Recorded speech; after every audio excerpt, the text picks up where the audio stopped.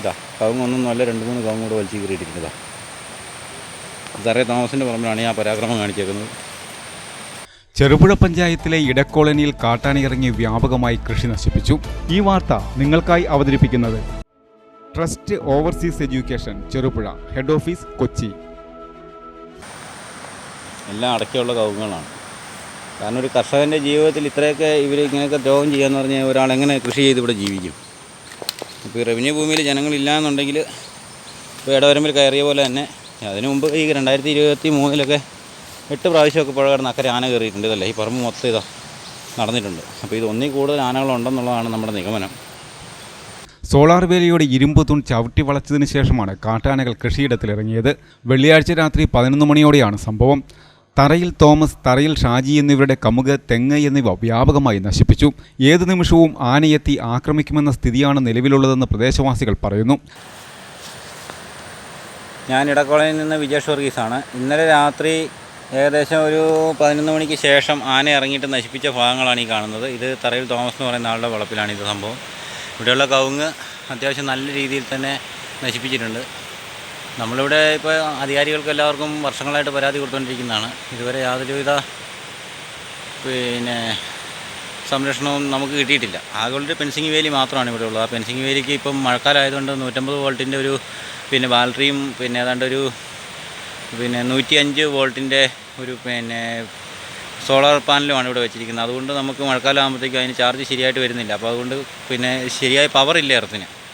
അങ്ങനെ വരുമ്പോൾ ആന വന്നു കഴിഞ്ഞ് കഴിഞ്ഞാൽ അവർക്ക് നിഷ്പ്രയാസം നശിപ്പിക്കാൻ കഴിയുന്നുണ്ട്. ഇപ്പോൾ തന്നെ ഒരു ഫെൻസിങ് ലൈൻ്റെ ഒരു പോസ്റ്റ് പൈപ്പ് വലിച്ച് ചവിട്ടി വളച്ചിട്ടിട്ടാണ് ഈ പറമ്പിലോട്ട് കയറി വന്നിരിക്കുന്നത്. തന്നെയല്ല ഈ ഇടക്കോളനിയിൽ ഇപ്പോൾ താമസം എന്ന് പറഞ്ഞാൽ ഞാനും എൻ്റെ ഒരു കുടുംബം മാത്രമേ താമസമുള്ളൂ. പിന്നെ 2 വീടുകൾ, 2 പുരുഷന്മാർ, വയസ്സായ 2 ആണുങ്ങൾ മാത്രമേ താമസമുള്ളൂ 2 വീട്ടിൽ. അങ്ങനെ മൊത്തം 3 വീട്ടിലെ സ്ഥിരതാമസമുള്ളതുള്ളൂ. അതിൽ കുടുംബമായിട്ട് താമസിക്കുന്ന എൻ്റെ ഒരൊറ്റ കുടുംബം മാത്രമേ ഇവിടെ ഉള്ളൂ. അപ്പോൾ ഈ ഒരു കുടുംബത്തിന് വേണ്ടി ഇനിയിപ്പോൾ ഇവർ ആരും ഒന്നും ചെയ്തു തരുമെന്നുള്ള പ്രതീക്ഷ നമുക്കില്ല. ഏത് നിമിഷം ആന പിടിച്ച് കൊല്ലാനുള്ള സാധ്യതയുണ്ട് കുടുംബത്ത് കയറിയിട്ട്. ഇപ്പം വെള്ളപ്പൊക്കം വന്നാലും ആന വന്നാലും നമ്മളെപ്പോലുള്ള സാധാരണക്കാരന് ഇങ്ങനെ അലമുറ ഇടുക, അല്ലെങ്കിൽ വിളിച്ച് പത്രക്കാരെ വിളിച്ചറിയിച്ചിട്ട് വാർത്ത കൊടുക്കുക എന്നുള്ളതല്ലാണ്ട് അതിനപ്പുറം മറ്റൊന്നും ഞങ്ങൾക്ക് ചെയ്യാനില്ല. ഇപ്പോൾ അധികാരികളെ അറിയിച്ചാലാണ് ഇതിനൊരു തീരുമാനം ഉണ്ടാകുമെന്നുള്ളത് അറിയില്ല. കാനംവയൽ, മരുതന്തട്ട്, ചേന്നാട്ടുകുലി എന്നിവിടങ്ങളിൽ സ്ഥിരമായി കാട്ടാനകളിറങ്ങി നാശം വിതയ്ക്കുകയാണ്. ഇതിനൊരു ശാശ്വത പരിഹാരം കാണുവാൻ അധികൃതർക്ക് കഴിയുന്നില്ല. സോളാർ വേലി ശക്തമാക്കണമെന്നാണ് പ്രദേശവാസികളുടെ ആവശ്യം. എന്നാൽ എന്തു ചെയ്യണമെന്നറിയില്ലെന്നാണ് Cherupuzha panchayat president KF Alexander പറയുന്നത്. അതിനൊരു കാരണമുണ്ടായിരുന്നു. അവിടെ ഉണ്ടായിരുന്ന സോളാർ ഫെൻസിങ് കുറച്ച് റിപ്പയറിനൊക്കെ ആവശ്യമുള്ള ഒരവസ്ഥയിലായിരുന്നു. വേലി മോശമായതുകൊണ്ടാണ് ആന കയറിയത് എന്ന ഒരാശ്വാസത്തിൽ ഇന്നലെ അവിടെ പോവുകയും അവിടുത്തെ വേലി വീണ്ടും ചെയ്യുന്നതിന് വേണ്ടിയിട്ടുള്ള നടപടികൾ നടന്നുകൊണ്ടിരിക്കുകയാണ്.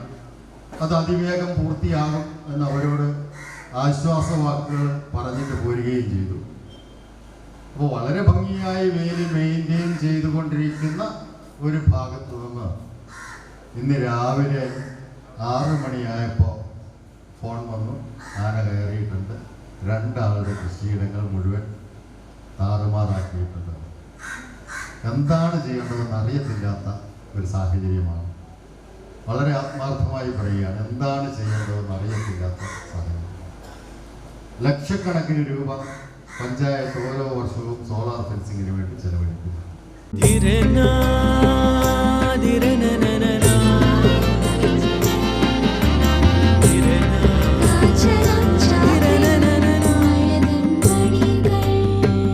ചില ബന്ധങ്ങൾ പവിത്രമാണ്. കണ്ണും നിറയും, മനസ്സും നിറയും. സ്വന്തം ജോസ്കോ ജ്വല്ലേഴ്സ്. ഇനി സംശുദ്ധമായ സ്വർണം ചെറുപുഴയിൽ.